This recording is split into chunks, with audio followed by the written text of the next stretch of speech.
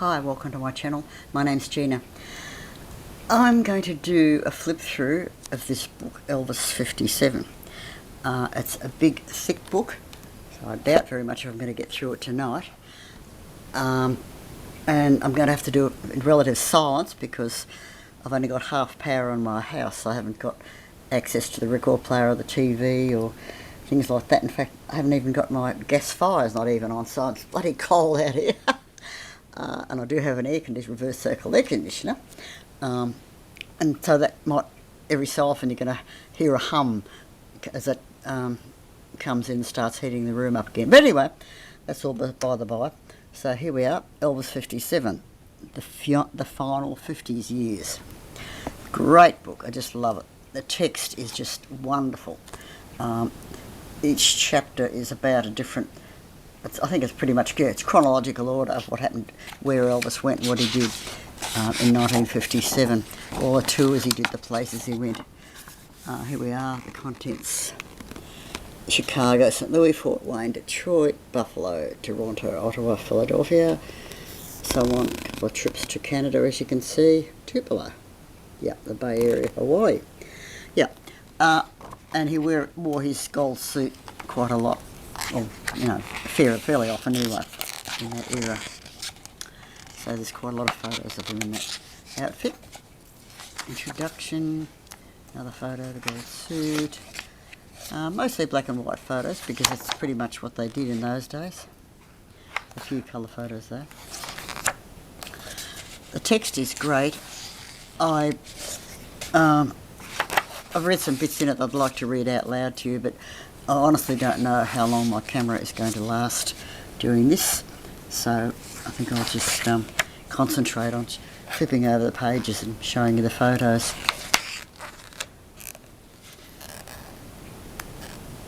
And then Chicago, Illinois.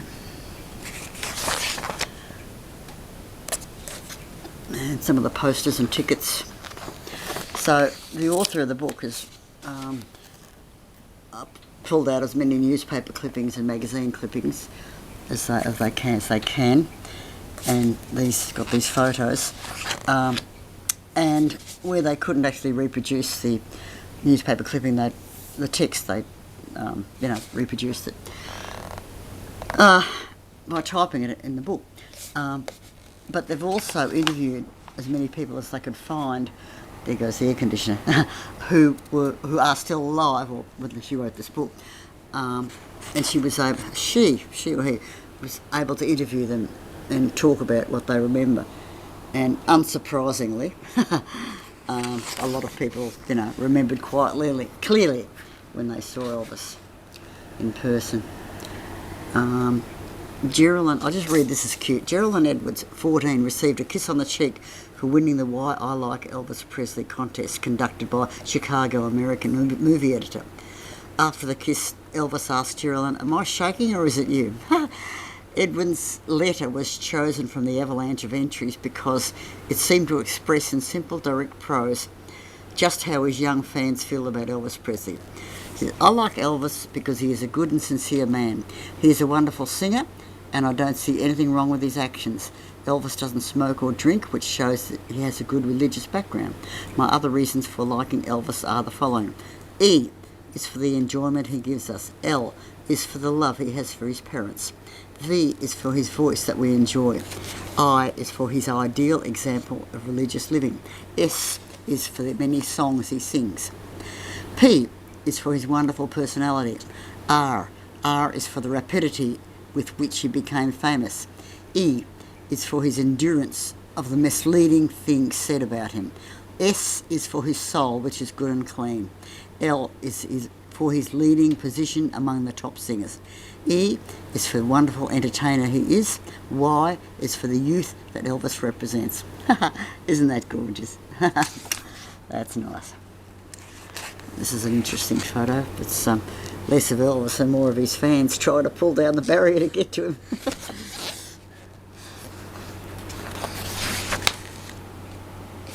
Newspaper clipping, another colour photo.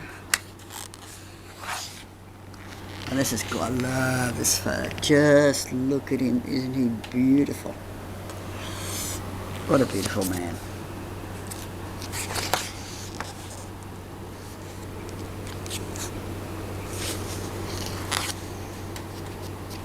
Sorry about this. I do have the book propped up. It's still a bit hard sometimes to turn the pages. That's another nice one too. Love, love, love, love this look. This little girl here, she got an bird's eye view of those lips. Wow. There, getting a kiss. Oh, how gorgeous. Man, there was never another entertainer like as Elvis who loved kissing the girls.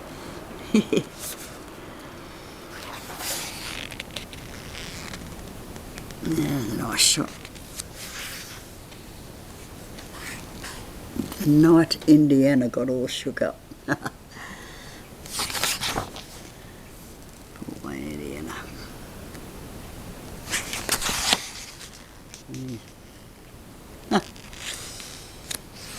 Looks pretty suave there.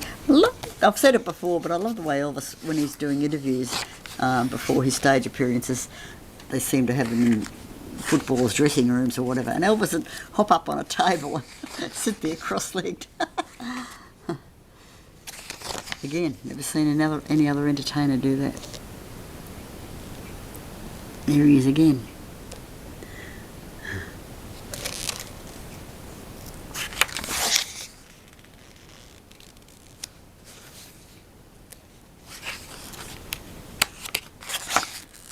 A lot of the text is about the controversy Elvis's movements caused in the different cities. These, I guess, are taken by fans from a bit of a distance, and as the photographer told me when he advised me not to use a flash, he said, "You'll only get the people in front of you."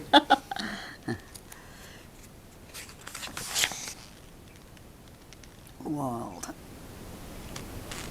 Wow. Really wild. Some of the photos are just a blur. Elvis was moving that fast.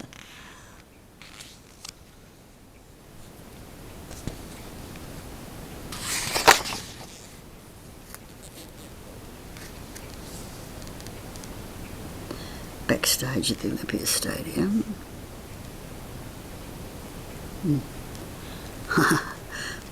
Elvis with Sagebrush Shorty, played by ventriloquist Ted Lloyd, and his sidekick Skinny Duggan. They were part of a Detroit children's program that aired from 1956 to 1960. See Elvis in person. Elvis posing with members of the Detroit Police Department to see Women's 27th Division. Wow, that's a pretty wild shot too. Buffalo, New York.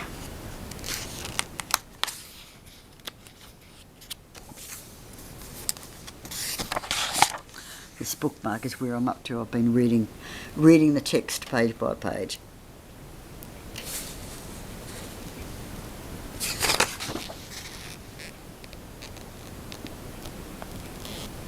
Elvis and the Jordanaires.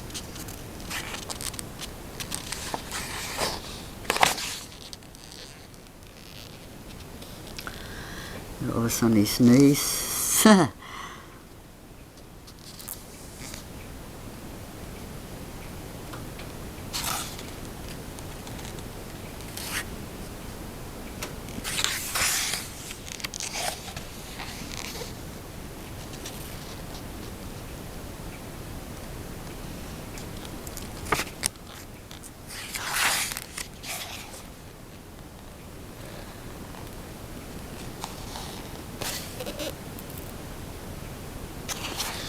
Elvis and his fans.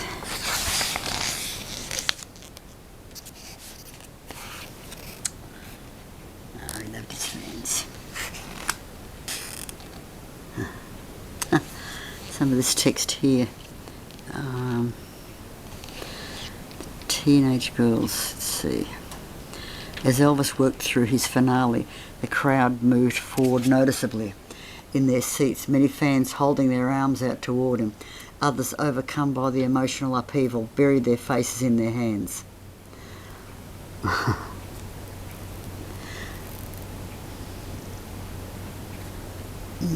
Unaware that Elvis was long gone, hundreds of his fans, hoping for a last look at their idol, lingered in the auditorium exits for more than an hour after the show ended.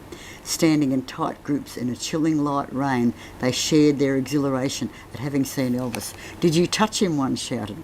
Another pointed to a room down the hallway and said softly to no one in particular, "He was in that room." Admitting she had cried during the show, 16-year-old Catherine Carlo said, "I love him. He's terrific."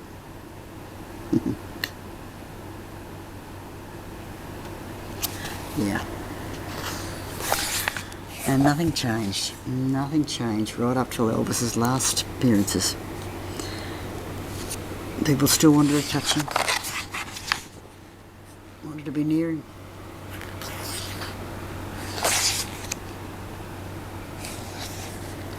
One of his fans.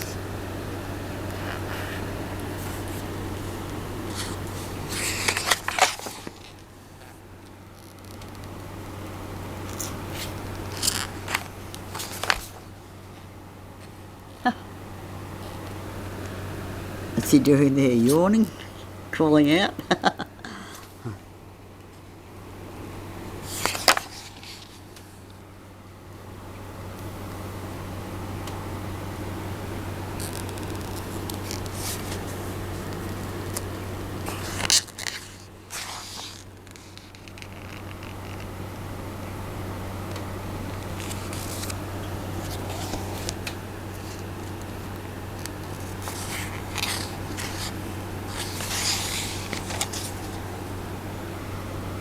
These are interesting shots.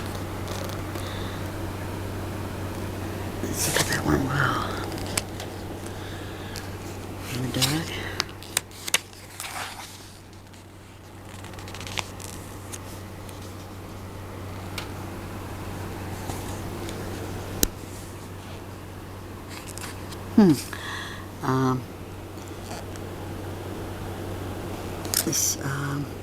Let me see. His entrance and appearance didn't impress Angela Burke of the Star newspaper. The trouble with Elvis, from this observer's view, is that young Mr. Presley's complete lack of naivete, even the way he handles himself in a press conference, parrying questions sometimes with humour and sometimes with remarkable innuendo, is a shocker when one considers his age. Definitely Elvis is an old pro when it comes to meeting the press. Last night, as he slithered into the bare cement wall conference room, dressed in a silver metallic shirt open at the throat, a red suede jacket and gold shoes, he still managed, despite the improbable attire, to look a bit like a Greek god. With a quick leap, he was atop the table at the front of the room, sinking with cat-like grace to sit cross-legged to face the assembled press. In that get-up and that position, one could expect the worst. As the questioning began, though, Burke, that's the reporter, his attitude began to change. Actually, Elvis proved himself interesting, forthright, and undeniably attractive, she said. He was willing to talk on any subject, and although his knowledge was strictly limited, he showed no lack of brains. Presley quickly answered reporters' questions. "Reporter, do you have plans to get married?" Elvis, smiling broadly and turning both thumbs down. "I haven't even thought about it. I was engaged twice, but I don't remember that far back. My first romance occurred when I was 9. I fell in love with a woman of 20 and I thought that was it. Now I like all girls." Yeah, it goes on to there. Yeah. "Do you have plans to quit show business?" Elvis, "No, not for some time yet. It'll probably quit me first." Reporter, "Do you ever get stage fright?" Elvis, "Always. It's the waiting part that gets me. It's not so bad once I've done the first couple of numbers, but I'm never completely at ease." He's always said that, hasn't he? Right up until, by the time the questions had ended, Elvis left Angela Burke with a favourable impression, temporarily. "No two ways about it," she wrote the next day. "Elvis has charm, and this reporter was a victim of it, along with any number of colleagues." Even Mr. Presley's answers regarding his remarkable success with ladies at large were models of propriety and modesty. Yep. Okay. Here we are. Oh, look. This is interesting. Here he is, sitting cross-legged in his gold lame jacket, and look at the scuffed knees. No wonder the Colonel told him not to wear the pants anymore. It was something like that anyway. I know he didn't like wearing the whole suit, but yeah, apparently Colonel Parker was not happy about Elvis kneeling down the ground and doing whatever he did and scuffing those beautiful, $10,000, $2,000 pants.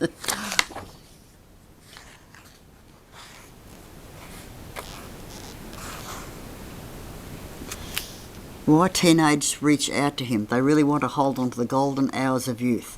Elvis's quality, like the green years, is ephemeral, but while it lasts, it needs to be savoured and relished.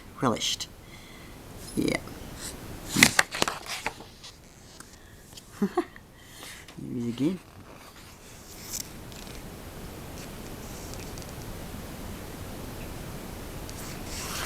Yeah, no, there's some great text.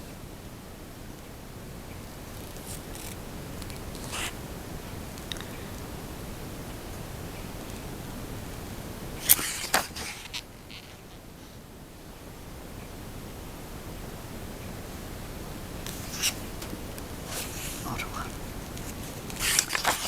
Yeah, Canada.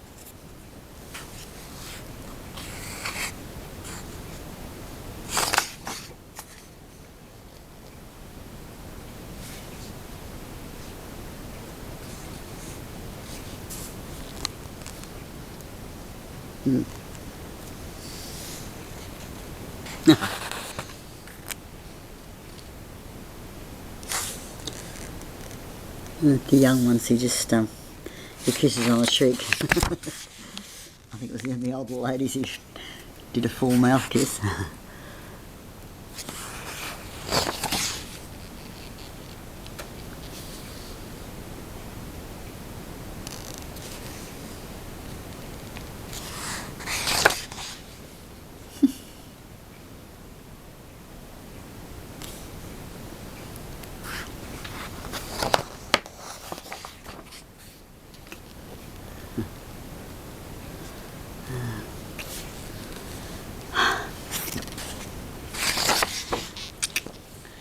Wow.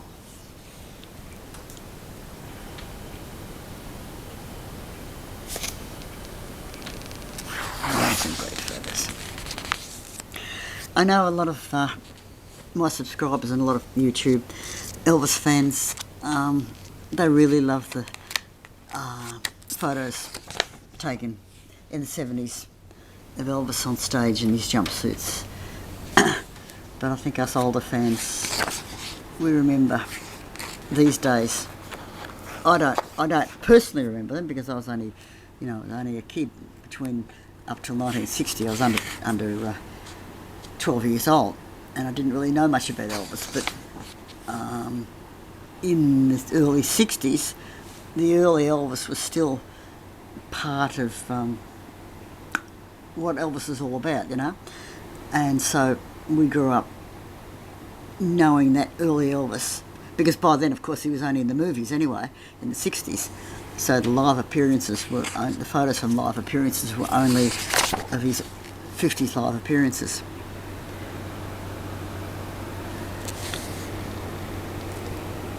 I don't know if that explains very well why we have affection for the early photos, and plus the fact he just looks so gorgeous. Look at that face. Oh,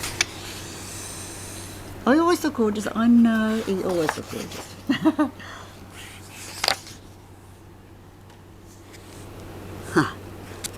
Elvis interviewed by high school reporters backstage at the arena, April 1957. Wow, high school reporters.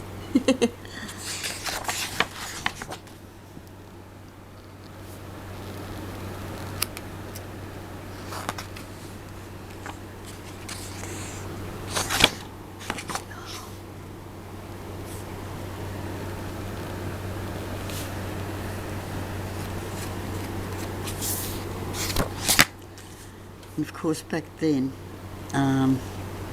Elvis put a different kind of emotion into his songs. He was singing different songs in the 50s, And, you know, it was pretty wild. Whereas by the time he was back in the 70s into personal appearances, the music had completely changed, so he didn't do this sort of thing. He moved around, but not like he did then. And I know people like John Lennon and other people said, Elvis died when he went in the army because he didn't come back and do what he used to do. Well, no, nobody would. Times had changed, the man had changed.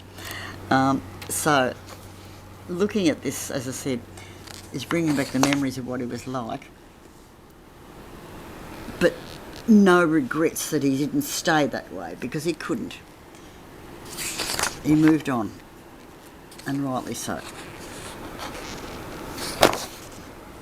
Look at this, look at that photo. Wow. If I was into ripping up books, I'd take that out and frame it, but I won't. Yeah.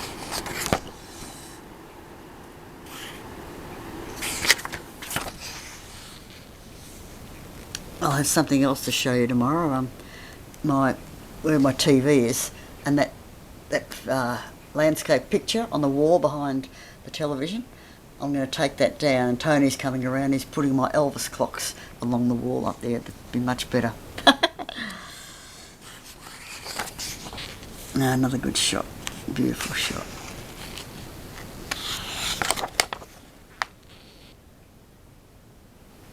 I had this game. I'm so annoyed with myself that I left it behind. Wayne's still got it. I asked him if he's still got it, and he said, yeah. I don't think he's going to part with it. He might. I'll ask him again one day. God, even back then, 1957 airliners, crashes. Wow.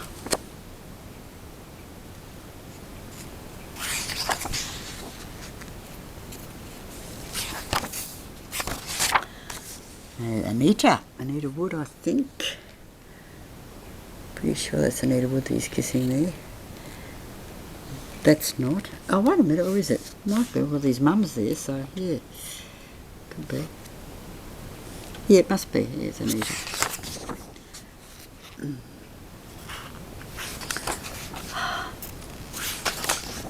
Don't mind my size, I was just thinking I wish he'd married Anita Wood instead of the other one.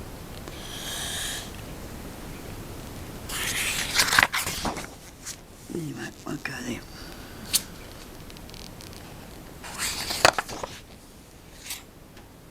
That's a nice shot. Listening, seeing and touching Elvis when the King played Spokane's Memorial Stadium.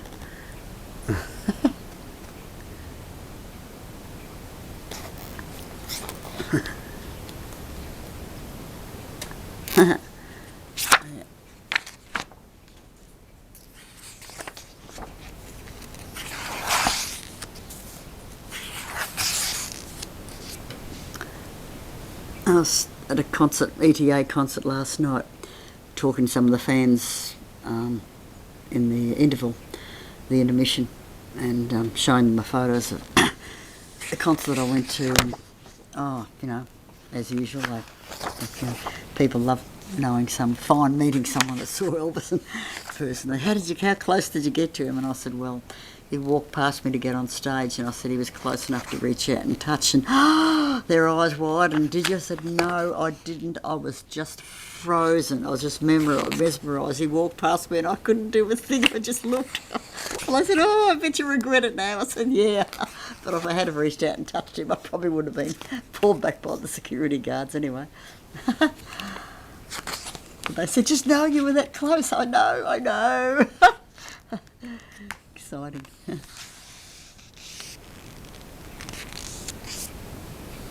These are great shots too. These are fantastic. I've never seen any of these. Well, I've never seen a lot of photos of Elvis, of course. Thousands of books, but yeah, these are great. These are dynamite. This is how he was. This is how it was back then.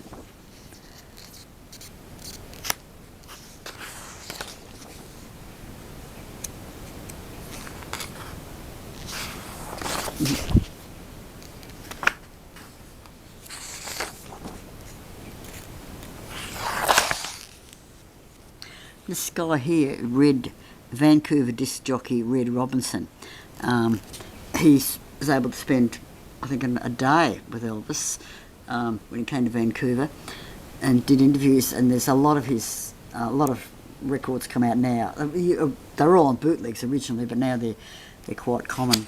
His interviews with Elvis, and he was only 20 years old at the time, and he said he was absolutely floored, awestruck by Elvis. But he said Elvis was just so easy to get on with. He was,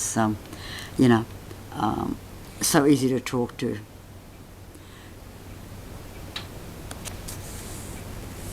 Elvis, let's see.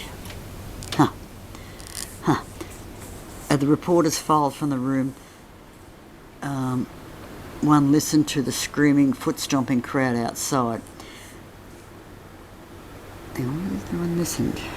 Oh, no, Elvis Presley listened to the screaming, foot-stomping crowd outside and grimaced in anticipation. One reporter said he looked like a gladiator about to face the lions. Man, said Elvis, I'm all shook up. Elvis moved about like a caged animal, never stopping, never sitting, a man in constant motion, looking for distraction that hopefully would take his mind away from his upcoming stage show. Constantly twisting and turning his gold watch band, Elvis engaged the DJ, that's Red Robinson, in small talk to pass the anxious minutes. Red recalls, our topic of conversation included comparison of our boyhoods, we each grew up poor, the changing world, our families, the normal things that young men would talk about anywhere. Elvis also said he hoped the whole rock and roll scene would not lose its fire. He said he wanted to continue to perform as long as it's possible. In addition, he asked me all kinds of questions about my radio show, the kids who listened, and how they reacted to his TV appearances and his records. I answered as honestly and as clearly as I could. Remember, I too was a fan and terribly in awe of the man. There were moments of silence mixed in as both men stared at the stark dressing room walls and listened to the faint sounds of the opening acts of the stadium. Yeah, great description. Great descriptions.